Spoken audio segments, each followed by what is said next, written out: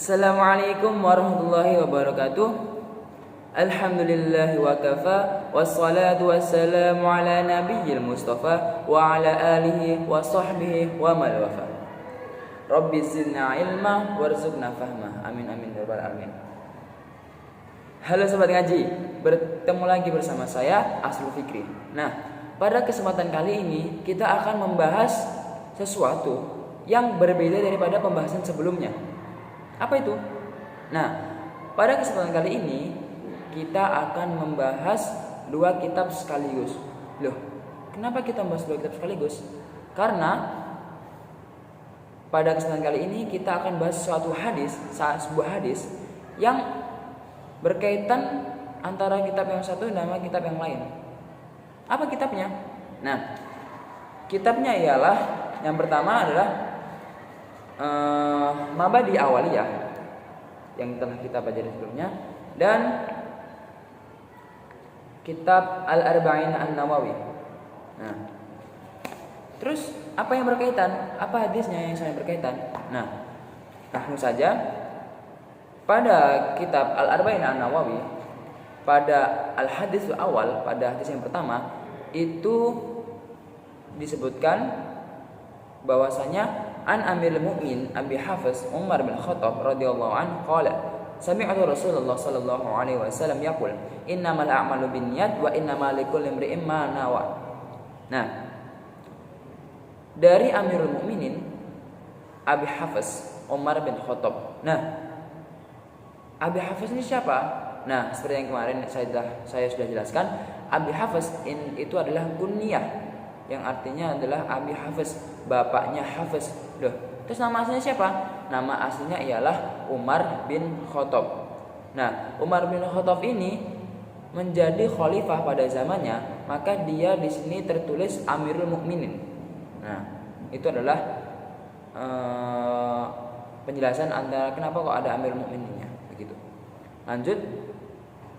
Qala sami'tu Rasulullah sallallahu alaihi wasallam berkata, yang Umar bin Khattab ini berkata bahwasanya aku telah mendengar Rasulullah SAW bersabda.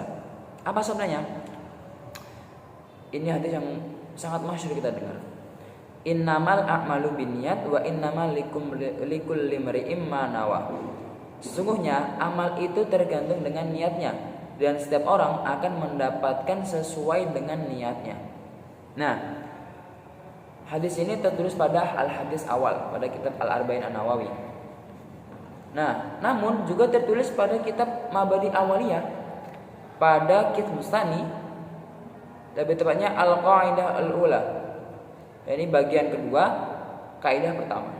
Di sini tertulis qala sallallahu alaihi wasallam innamal a'malu binniyat wa innamal likulli imri'in ma nawa. Artinya sama. Nah, sebelum kita membahas lebih rinci, lebih detail, saya akan memberi permisalan dulu untuk mempermudah pemahaman kita terkait hadis ini. Nah, ibaratnya gini. Ada seorang dan teman-temannya yang berada di dalam perpustakaan. Nah, namun di depan perpustakaan itu tertulis diharap untuk menyalakan handphone. Nah, kemudian seseorang ini dan beserta teman-temannya masuk ke dalam perpustakaan sembari menyalakan handphonenya. Nah, sesampainya seseorang dan teman-temannya ini di tempat duduknya, mereka berbincang-bincang dengan keras, dengan lantang, serta tertawa terbahak-bahak karena bersenda gurau. Kemudian datanglah sang security, tak tak tak tak, menegur mereka. Nah, seseorang ini menyangkal dong, loh, kan saya sudah menyalakan handphone, lantas salah saya di mana? Nah, itulah pentingnya arti innama amalu binniyat. Jadi gini, memang benar di situ tertulis bahwa kita harus menyalakan handphone. Namun apakah maknanya sesempit itu? Nah, kita kembali pada pembahasan sebelumnya, yakni pentingnya ilmu usulul fiqh. Mengapa? Ibaratnya gini, menyalakan handphone itu kita ibaratkan sebagai bahan mentah yang masih belum diolah. Kemudian kita masukkan ke dalam pabrik, yakni usulul fiqh, untuk diolah. Apa sih maknanya aslinya? Apa sih makna yang tersembunyi di dalamnya? Nah, Setelah diolah, kemudian jadilah sebuah beberapa makna yang lebih luas. Maknanya apa? Maknanya ialah dilarang membuat kegaduhan di dalam perpustakaan. Dari yang di teksnya tertulis menyalakan handphone menjadi maknanya lebih luas, yakni dilarang membuat kegaduhan. Nah, itulah pentingnya ilmu usul fiqh. Untuk lebih luasnya, untuk lebih jelasnya, saya akan memberikan contoh-contoh yang sudah tertulis pada kitab Mabadi Awaliyah mengenai hadis ini. Yang pertama, al-wudu'u la budda fihi minal qasdi wa kadzalika al-ghuslu was-salatu was-shaum. Jadi, wudu itu harus menggunakan niat. Seperti halnya ketika kita mandi, sholat, serta ibadah-ibadah lain seperti puasa. Nah, contoh yang kedua itu ialah ma law ta'ada fi 'ala syai'in mubahin lahu wa huwa ya'taqidu 'ada mahallihi kaman wata'a imra'atan ya'taqidu annaha ajnabiyatu wa annahu zana biha fa idza hiya halilatuhu fa huwa haramun.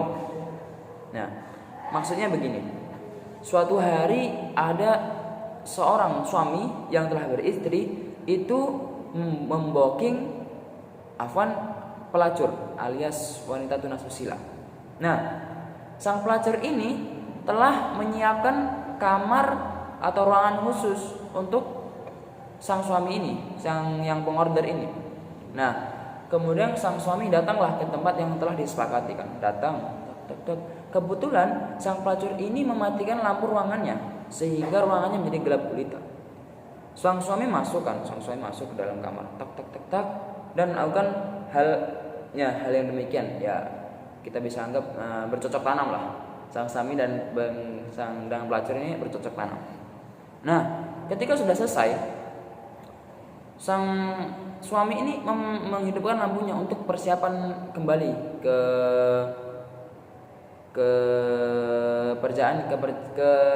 aktivitas yang lain. Nah, ketika dihidupkan, plot twistnya ternyata sang pelacur ini ialah istrinya sendiri. Nah, gimana yo? Dia mesen capek-capek mesen, ya kan? Ternyata dapatnya istrinya sendiri. Hukumnya gimana? Nah, jadi kan sang suami, kan kita udah tahu bahwa suami istri itu halal. Nah, namun sang suami ini mendatangi istrinya ini yang sang pelacur tadi itu dengan niat untuk berzina. Seperti halnya sang pelacur tadi, sang istri itu juga mendatangi untuk dengan niat berzina. Maka kegiatan tersebut itu haram karena termasuk berzina. Nah, ada juga nih sebaliknya. Ada sang suami ini hidup di kompleks perumahan. Dia habis selesai kerja, dia pulanglah dari tempat kantornya. Pulang malam-malam. Kebetulan di kompleksnya itu sedang mengalami mati lampu. Nah, dia masuklah ke dalam rumah kan kompleks rumah itu hampir sama-sama ya rumahnya. Masuklah ke dalam rumah, lepas baju, masuk kamar dan melakukan ibadah alias berhubungan suami istri bersama istrinya yang ada di kamar. Nah, sama halnya nih, selesai menyelesaikan kegiatan tersebut, sang suami menghidupkan lampunya. Ternyata itu bukan istrinya, melainkan istri tetangganya. Nah, hukumnya gimana? Nah, seperti hanya tadi, itu tergantung niat awalnya. Kan niat awal sang suami tadi kan mendatangi istrinya untuk beribadah alias berhubungan suami istri tersebut. Maka kegiatan tersebut mubah, bahkan dianggap ibadah karena niat awalnya itu diniatkan sebagai ibadah. Nah, namun teman-teman sekalian jangan menyalahartikan contoh yang kedua ini. Jangan sampai teman-teman sekalian mendatangi istri tetangga dengan niat gue ingin beribadah nih. Nah, itu salah niat karena niat awalnya itu mencari-cari alasan. Nah, itu ya. Jangan dijadikan suatu alasan. Oke. Lanjut ke contoh yang ketiga. Al-aqlu wasyurbu idza qasada bihima taqawi 'ala al-ibadah fa huwa yusabu 'alaihi wa illa fala. seperti yang kita tahu bahwa makan dan meminum itu adalah hal-hal yang mubah. Nah, hal yang mubah adalah hal yang dikerjakan ya nggak apa-apa, nggak dapat pahala, dan ditinggalkan juga nggak apa-apa, nggak dapat dosa. Nah, namun hal yang mubah ini dapat menjadi suatu ladang pahala. Dengan apa? Dengan diniatkan taqawwi 'alal ibadah, untuk diniatkan untuk menguatkan dalam beribadah. Contohnya gini, gua makan dengan niat untuk ibadah gua biar kuat sholat, biar kuat zikir. Nah, maka hal yang mubah tadi dapat menjadi ladang pahala karena niat awalnya untuk menguatkan dalam beribadah. Namun beda halnya dengan kita makan dengan alasan, dengan niat untuk memenuhi kebutuhan alias menghilangkan kelaparan, maka itu tidak dapat pahala. Lanjut ke contoh selanjutnya. Man 'asara linaba biqasdil khaliyah awil khamr. Nah, seperti halnya ketika kita memeras anggur dengan niat menjadikan perasan anggur tersebut sebagai cuka, maka itu tidak berdosa karena niatnya untuk menjadikannya cuka. Namun beda halnya jika kita meniatkan untuk menjadikannya sebuah khamr, wine, maka itu termasuk dengan sesuatu yang haram dan berdosa karena niatnya untuk menjadikannya sebagai wine alias bir. Nah, itu adalah contoh yang 1, 2, 3. Contoh yang keempat. Kemudian contoh yang kelima selanjutnya. Al-hajru fawqa salasati ayyamin fa innahu haramun in qasada al-hajra wa illa fala. Sebenarnya ketika kita mendiamkan teman kita selama lebih dari 3 hari karena alasan suatu hal, contoh sedang ribut, sedang gaduh, atau sedang tukar padu, satru dan lain sebagainya, maka itu haram. Tidak boleh dari kita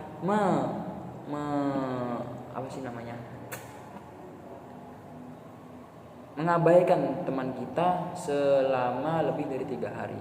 Namun hal tersebut bisa saja boleh.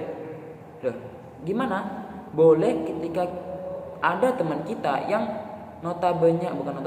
karena kepribadiannya dia introvert, nggak suka kebisingan, nggak suka keramaian. Maka ketika kita menghindari atau tidak mengajaknya mengobrol, itu membuatnya semakin tenang, maka itu diperbolehkan.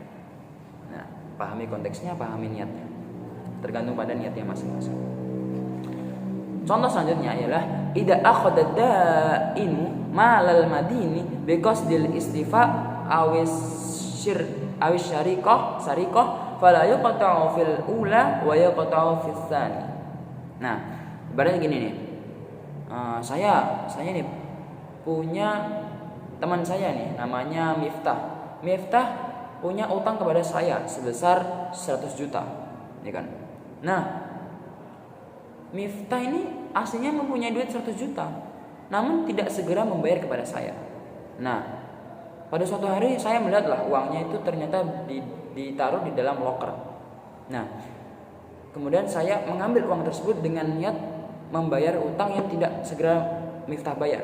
Maka hal tersebut itu dibolehkan karena niatnya untuk membayar hutang. Namun beda halnya dengan kita mengambil uang tersebut dengan niat mencuri, maka itu berdosa dan harus bagi kita yang pencuri tadi dipotong tangannya alias hukum qisas berlaku karena mencuri. Nah, tergantung niat awalnya gimana. Kalau kita niatnya tadi untuk membayar hutang, maka diperbolehkan. Namun jika kita niatnya untuk mencuri, maka itu disalahkan alias berdosa. Nah, mungkin itu adalah contoh-contoh di kehidupan kita sehari-hari.